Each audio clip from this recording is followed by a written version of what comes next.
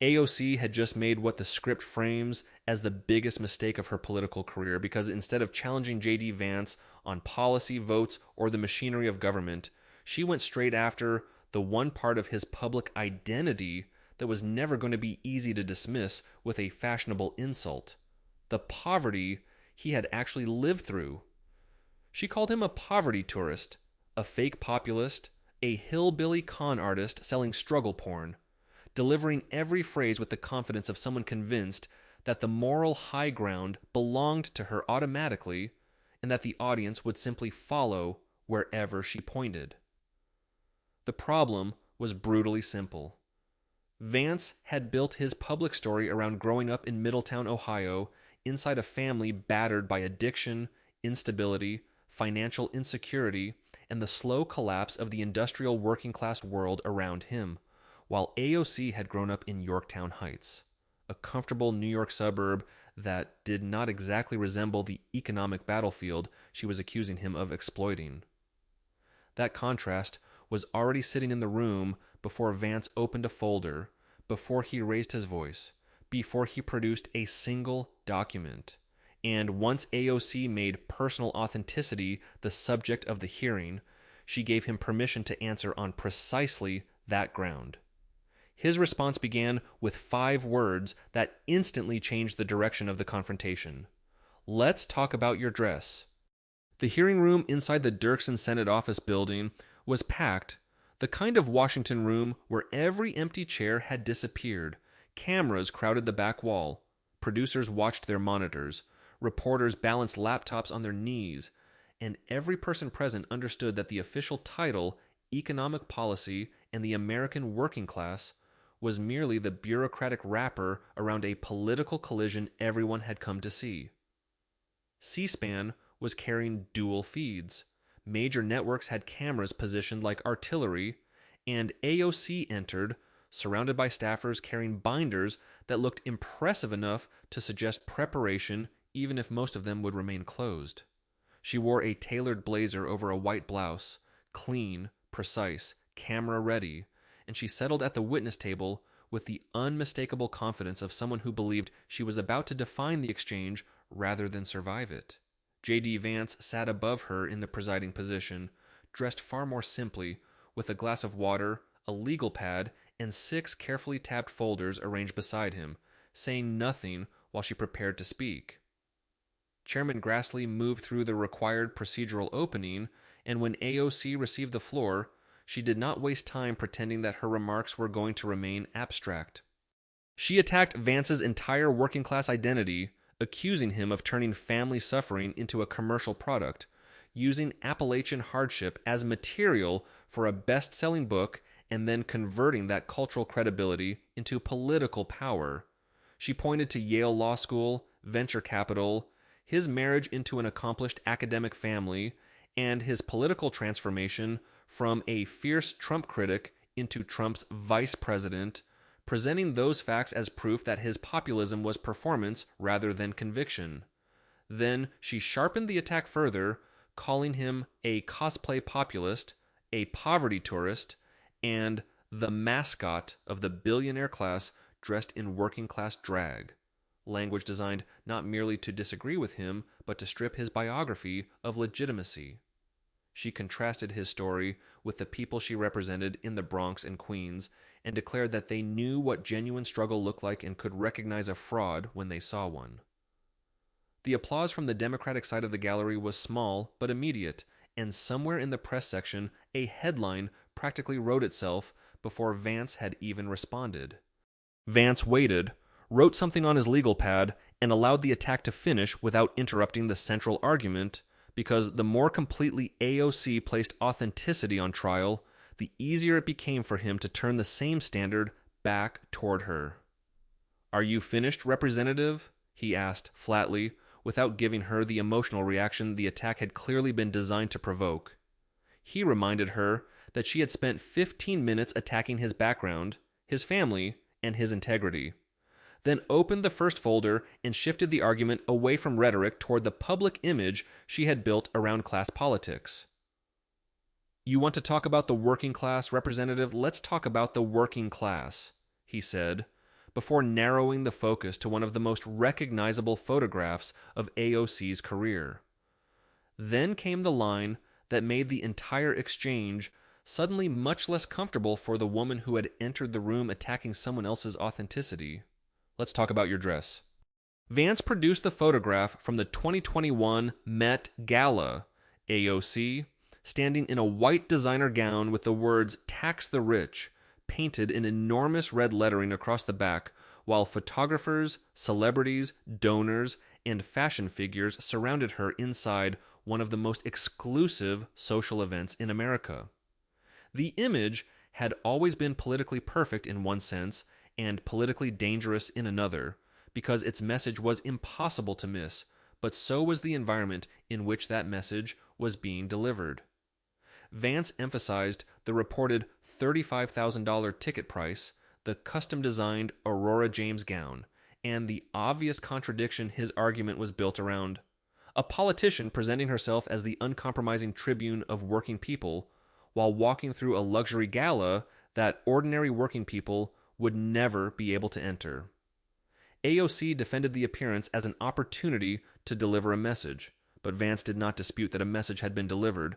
His point was that the setting had delivered another one at exactly the same time. The message was on the dress. Representative. The hypocrisy was wearing it. He then moved from the photograph to the House Ethics Committee material cited in the script, turning what could have remained a symbolic argument about appearances into a much harder argument about compliance, gifts, and delayed payments. Vance referenced the July 25, 2025 report described in the source, emphasizing its conclusion that AOC had impermissibly accepted gifts connected with her attendance and drawing attention specifically to the free admission provided for her partner and questions surrounding payment for the apparel she wore.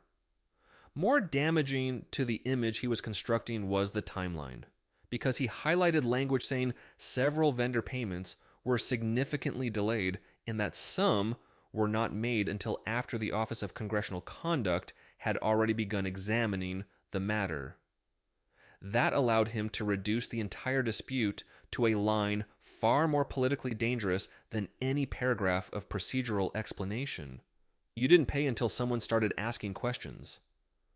AOC pointed out that the committee also recognized steps she had taken to comply, but Vance's answer was mercilessly narrow. An attempt to comply did not erase the finding that rules had still been violated. And he was not finished with the contrast between the politics AOC marketed and the lifestyle choices her critics could place beside that marketing, because the Met Gala was only the first exhibit in a much larger argument. Vance moved next toward campaign filings cited in the script, referencing nearly $50,000 in Puerto Rico spending during a single trip, including luxury accommodations, catering, and a venue connected in the narrative to a Bad Bunny performance.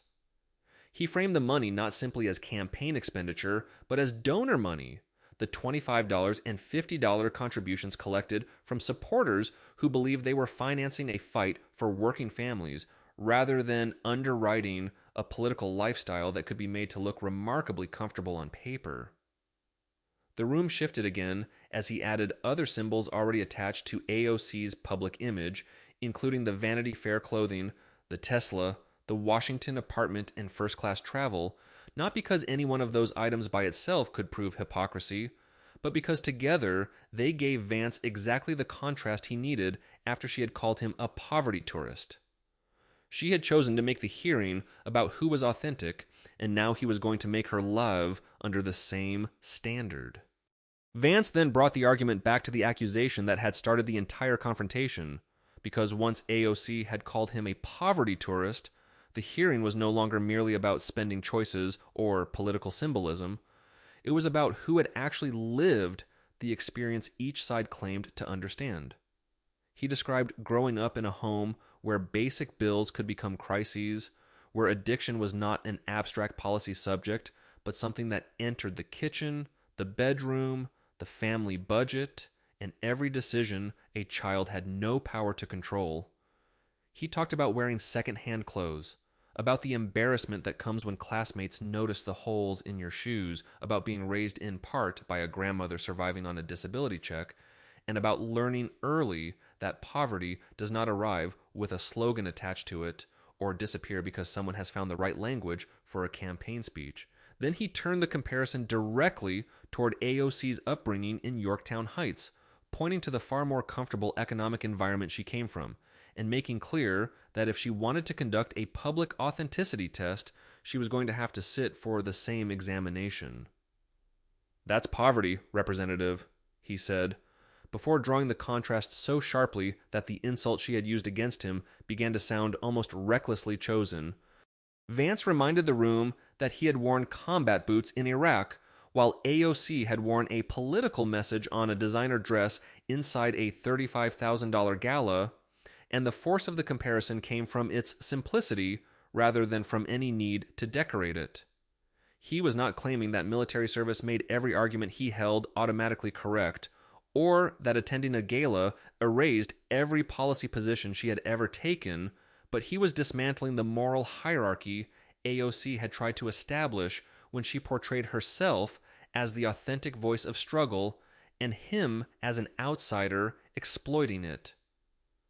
The more aggressively she had framed his biography as counterfeit, the more dangerous every contradiction in her own public image became, because she had chosen the standard herself and then handed him the documents with which to apply it. "You called me a poverty tourist representative," he told her, and now the phrase no longer belonged to her side of the table. With that comparison established, Vance reached for the next folder and made clear that the discussion was moving away from symbolism and into campaign money.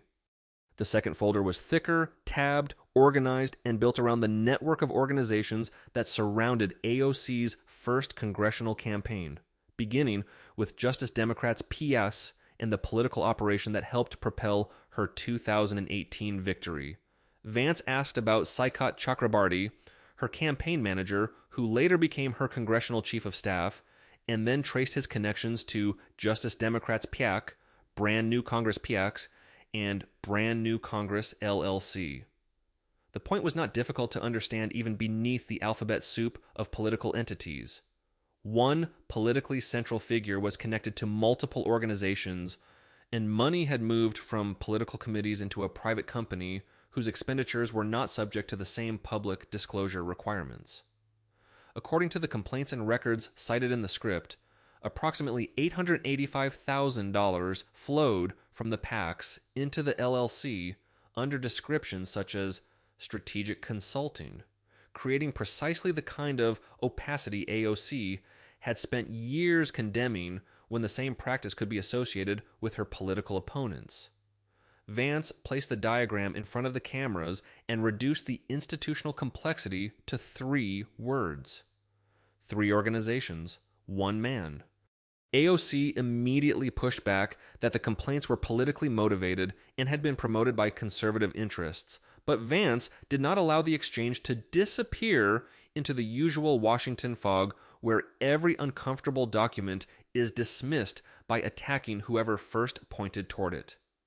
He emphasized that former election officials had publicly argued there was sufficient evidence to justify serious scrutiny, and he highlighted Chakrabarty's resignation shortly after the controversy became public as another fact that demanded explanation rather than another slogan. Then he reached for something even harder for AOC to dismiss as partisan propaganda. Her own words, printed from social media and enlarged so the room and cameras could read them clearly.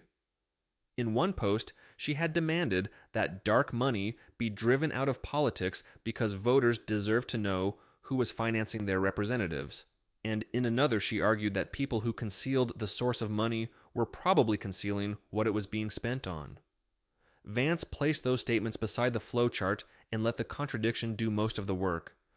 The trap was painfully obvious because this was no longer a dispute about whether dark money was good or bad, nor was Vance asking AOC to defend a principle she had never endorsed. He was asking why the principle seemed uncompromising when directed outward and suddenly complicated when pointed inward. if nearly $885,000 had moved into a private company that did not have to publicly disclose how every dollar was spent, then the demand for transparency could not simply disappear because the names on the organizational documents happened to belong to political allies. AOC insisted that the structure had been explained, but Vance cut directly to the unresolved question. If everything had been fully explained, where exactly did the money go? The room offered no rhetorical escape hatch because the question was not about ideology, identity, tone, or motive. It was about a dollar figure and an expenditure trail. Vance closed the folder only after making the larger accusation explicit. The same politician who built a career denouncing opaque political finance had participated in a system her critics could describe with the same vocabulary she used against everyone else.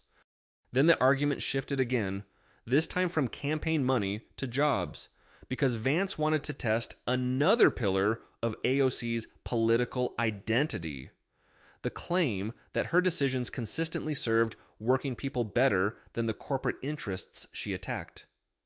He wrote the number 25,000 on his legal pad, large enough for the cameras to capture, and identified it as the number of jobs Amazon had proposed bringing to Long Island City and Queens during the 2019 HQ2 fight.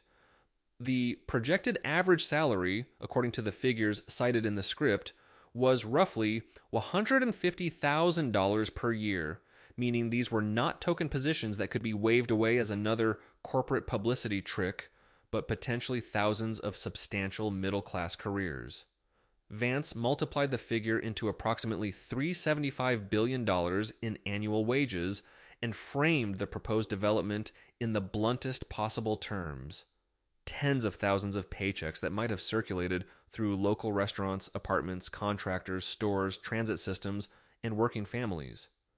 Then he looked at AOC and said what his entire setup had been building toward: "You killed it." AOC defended her opposition by returning to the argument that Amazon had been offered roughly $3 billion in tax incentives, and that opposing the project meant opposing corporate welfare rather than opposing jobs.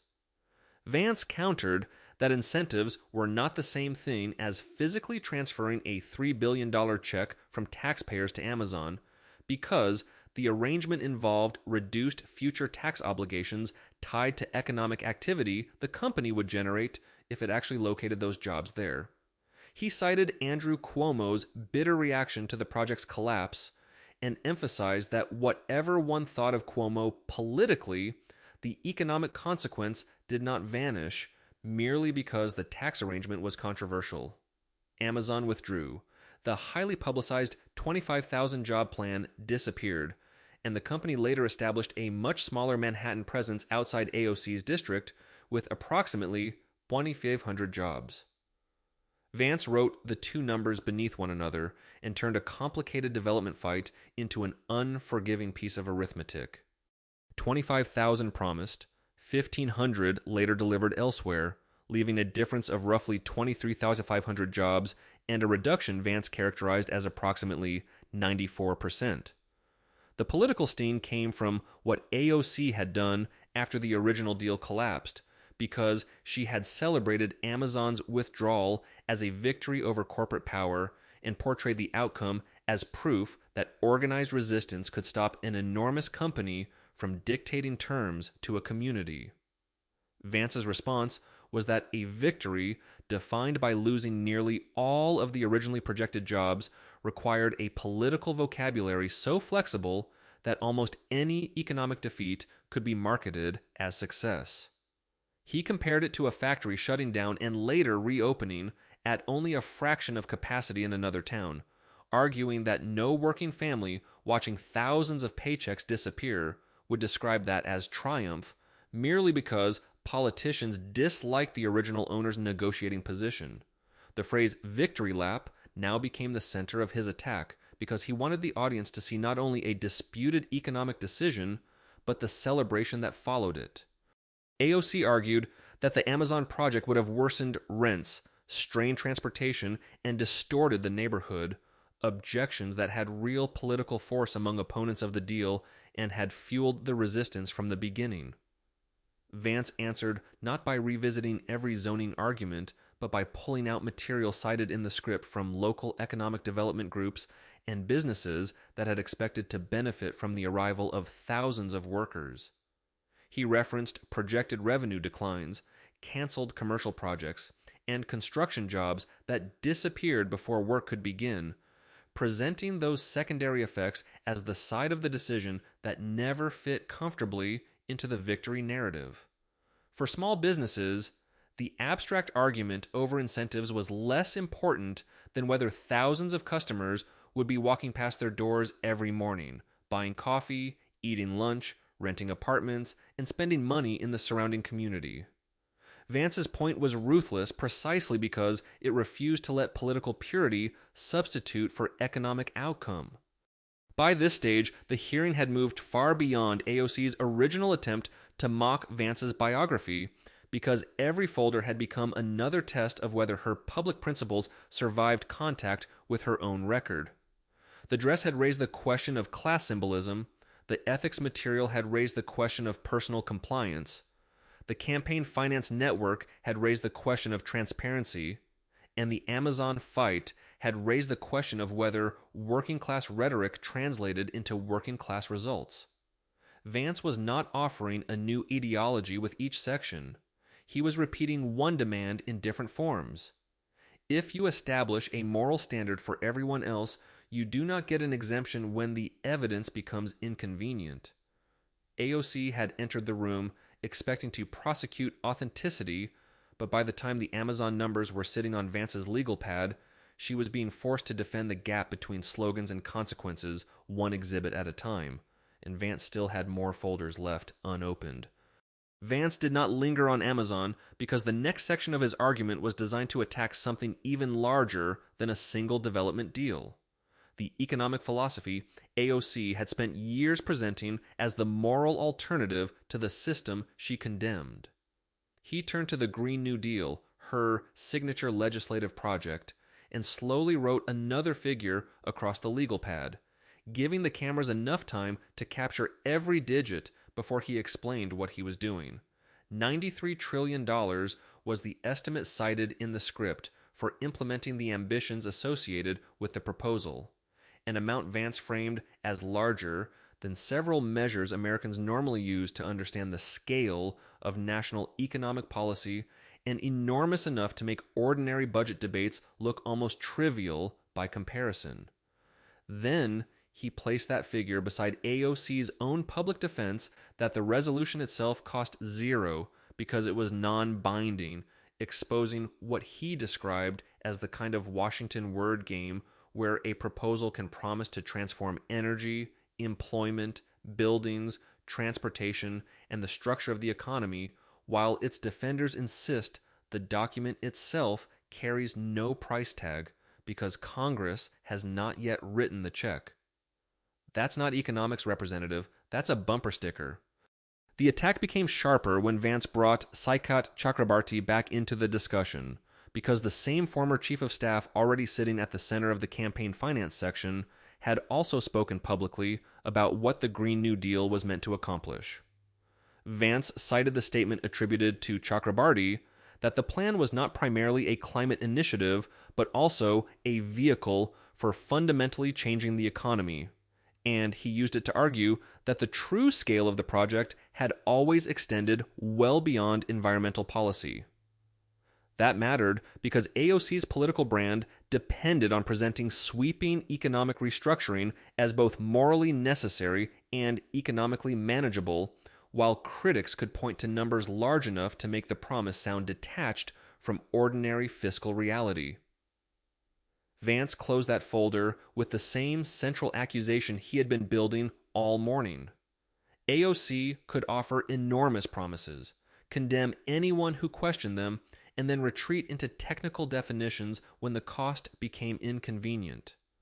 The working class, he argued, did not live inside resolutions or slogans. They lived inside wages, bills, rent payments, energy prices, and jobs that either existed or did not. Then came the fourth folder, and unlike the earlier sections about dresses, political committees, or Amazon, this one went directly to the basic job description printed beside AOC's name, Member of Congress.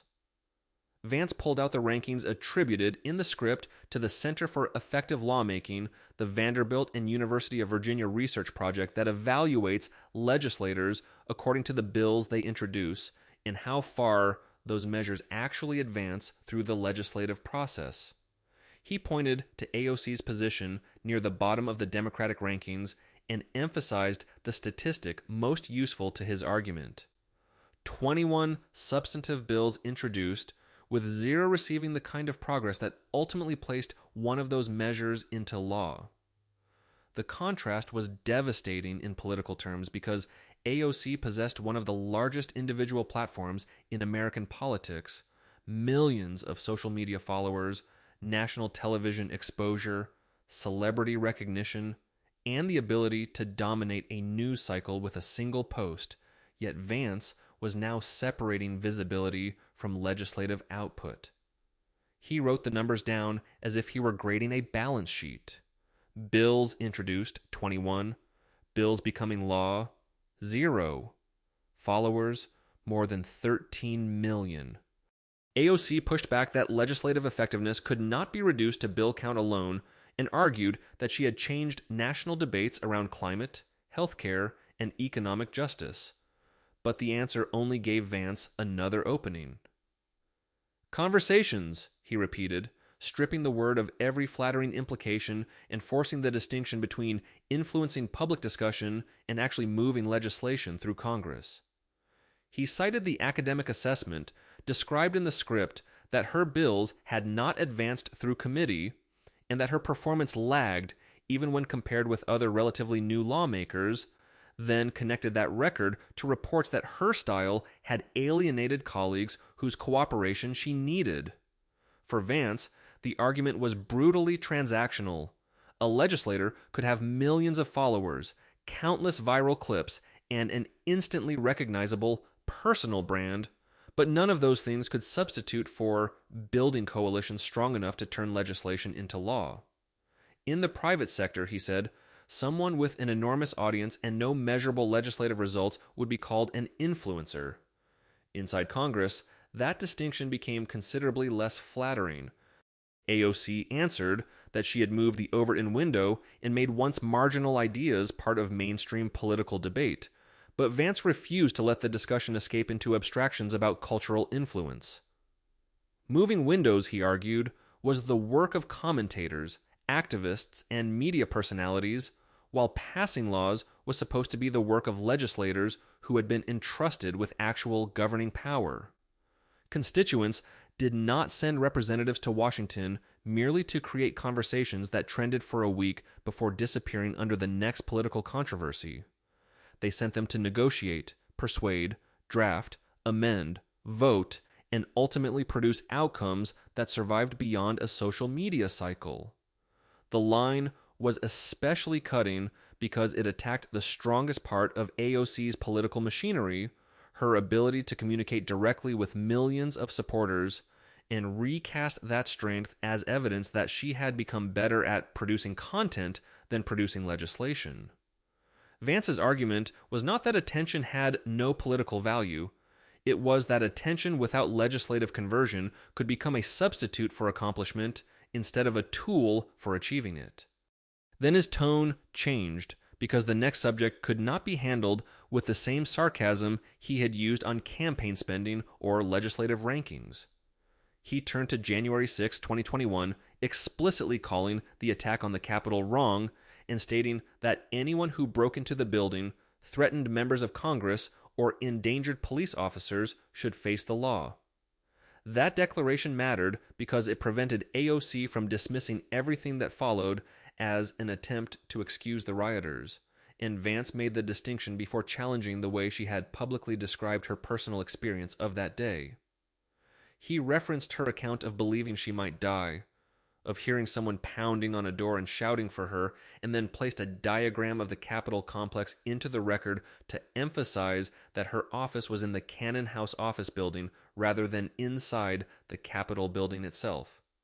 His point was deliberately narrow. The fear could have been genuine, while the public impression created around the episode could still be examined against the physical facts.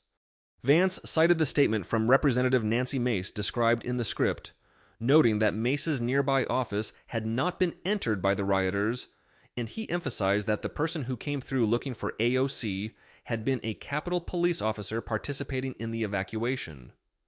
He did not say fear had been fake, because doing so would have given AOC an easy response and would have weakened the precision of the argument he was making.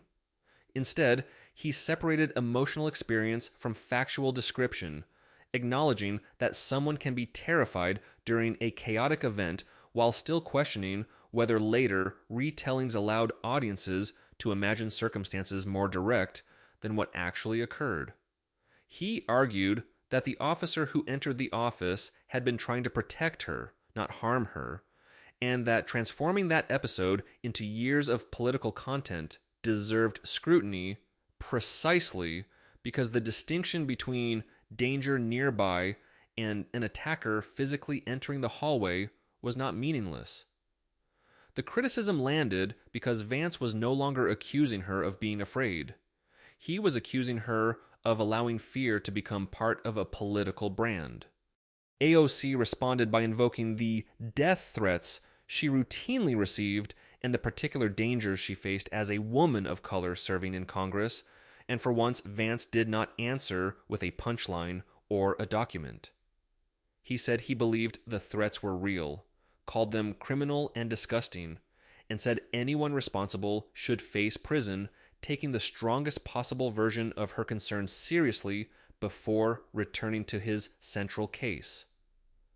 Those threats, he argued, did not make ineffective legislation effective, did not restore the Amazon jobs, did not explain the $885,000 in disputed political transfers, and did not alter the geography of where she had been during January 6th. That was the pattern he wanted the hearing to remember. Whenever the discussion moved toward a measurable result, a financial trail, a legislative record, or a specific factual claim, the answer drifted toward a broader moral argument that might be emotionally powerful but did not resolve the original question. Vance closed the fourth folder, looked down at the remaining material, and told AOC there was one more thing he wanted to address before he was finished.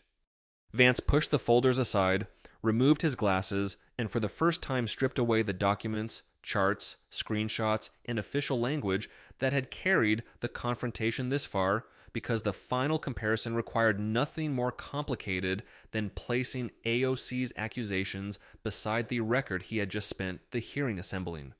He reminded her that she had entered the room calling him a poverty tourist, a fake populist, and a con artist, mocking his book, his marriage, his military service, and the most painful chapters of his family history, as though every hardship he had described existed merely to advance his career.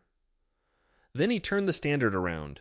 He had grown up in Middletown, Ohio, amid addiction, economic decline, shuttered factories, and family instability, while she had grown up in Yorktown Heights, the affluent suburban community he had already placed beside her claims of superior working-class authenticity.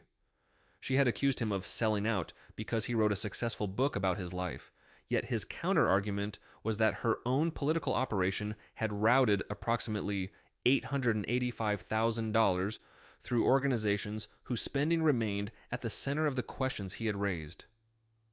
She had called him a tourist in somebody else's hardship, but he had served in Iraq while she had appeared in a designer gown at a $35,000 gala, carrying a message about taxing the rich, and that contrast was now impossible to separate from the insult that had started the hearing. Vance kept going, connecting every section into the single pattern he wanted the audience to remember long after the individual dollar amounts and committee rankings faded from the headlines. Dark money was intolerable when AOC condemned it publicly, yet the organizational structure surrounding her campaign had generated precisely the transparency questions she demanded everyone else answer.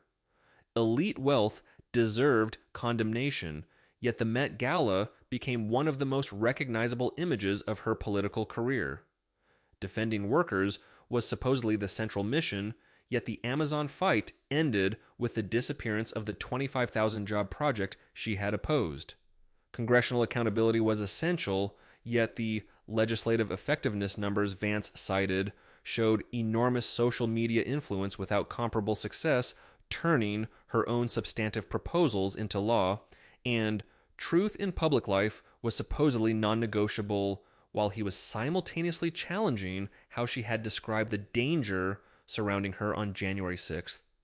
The contradiction, as he presented it, was no longer one embarrassing photograph or one disputed campaign transaction, but an entire political brand built on standards applied ferociously outward and defensively inward. Then he delivered the conclusion he had been constructing from the moment she called him a fraud. The evidence, he said, placed the fraud at the witness table rather than on the dais. The room, already tense, went still. Vance asked who Alexandria Ocasio-Cortez actually was when the slogans, Instagram posts, viral confrontations, carefully framed political imagery, and designer statements were removed from the equation. He answered the equivalent question about himself without pretending his biography was polished. The son of a mother who struggled with addiction, a product of a town damaged by economic collapse, a Marine, a lawyer, a father, and a man who had placed his own family's failures in public because he believed telling the truth about them might help people living through something similar. Then he returned to AOC's record as characterized throughout the hearing. No laws from the substantive bills discussed, the Amazon jobs controversy, the unresolved campaign finance questions, and the enormous Green New Deal number that he had used to attack the gap between sweeping promises and actual economic cost. That's not public service, that's a brand, he said, bringing the confrontation back to the very question of authenticity AOC herself had introduced at the beginning. And today, the brand is bankrupt. Vance told Chairman Grassley he had no further questions, and the silence described in the script lasted 6 full seconds, with AOC sitting motionless, her prepared binders still largely untouched, and her staff behind her visibly unsure how the confrontation would proceed. She leaned toward counsel for a brief whispered exchange and then requested a recess, which Grassley granted, ending the immediate confrontation without providing the direct rebuttal reporters in the room were waiting to hear. AOC left, surrounded by staff, while journalists called after her about the FEC filings and the accusations Vance had raised. But she continued through the corridor and did not answer them. According to the script, she did not return when the hearing resumed, and her chief of staff later informed the chairman that she would be unavailable for the remainder of the proceeding and would instead provide written responses to outstanding questions. Vance simply restacked the folders, finished his water, nodded toward Grassley, and left without stopping for the reporters who were now waiting for him as aggressively as they had pursued AOC. The online reaction described in the source accelerated almost immediately with the image of Vance writing the Amazon numbers and the 94% reduction spreading across platforms, while the combat boots versus designer dress comparison became the most reusable line of the confrontation. Clips were reposted, remixed, turned into memes, and stripped into slogans, while the zero bills attack became another shorthand critics used to reduce AOC's legislative record to the harshest possible statistic.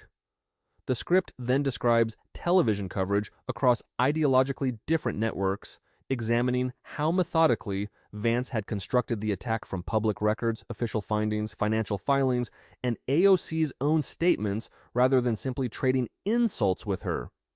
It also portrays subsequent newspaper coverage as increasing pressure on AOC to explain the PAC to LLC transfers, the legislative effectiveness rankings, and the ethics questions connected with the Met Gala. What had begun as an attempt to destroy Vance's working-class credibility had therefore become, inside the narrative of the script, an accountability crisis centered almost entirely on AOC's own record. The political consequences in the source then expand rapidly, beginning with an ethics inquiry described as widening beyond the Met Gala questions toward campaign disbursement patterns and the financial transfers already raised during the confrontation. Members of the progressive squad defended AOC against what they called partisan attacks, but the script emphasizes that those defenses focused more heavily on the nature of the attack than on providing detailed answers to the specific financial and legislative questions Vance had placed on the table. Nancy Pelosi's response is portrayed as especially cold, emphasizing that members of Congress should be capable of explaining both financial disclosures and legislative effectiveness to their constituents without directly rescuing AOC from any particular allegation. 11 days later, AOC released a pre-recorded response through her own channels, characterizing the hearing as a coordinated right-wing spectacle and emphasizing the threats and political hostility she had faced. But according to the narrative, she did not provide the detailed answers Vance's attack had demanded on the disputed financial transfers, the effectiveness rankings, the Met Gala findings, January 6th, or the Amazon outcome. The script then moves from reputational damage into electoral danger, introducing Elena Vasquez, a 38-year-old CPA and first-generation Dominican American from the South Bronx, as a primary challenger, presenting herself as an alternative focused on jobs, measurable results, and constituent service rather than political celebrity. Her announcement message attacks the distinction Vance had already drawn between representation and branding, arguing that families needed jobs rather than tweets and results rather than content. And the narrative describes her campaign as quickly attracting millions in small dollar contributions. Union support that AOC had previously relied on becomes less automatic, while polling in the script shows her district approval falling, particularly among older voters, as financial scrutiny continues.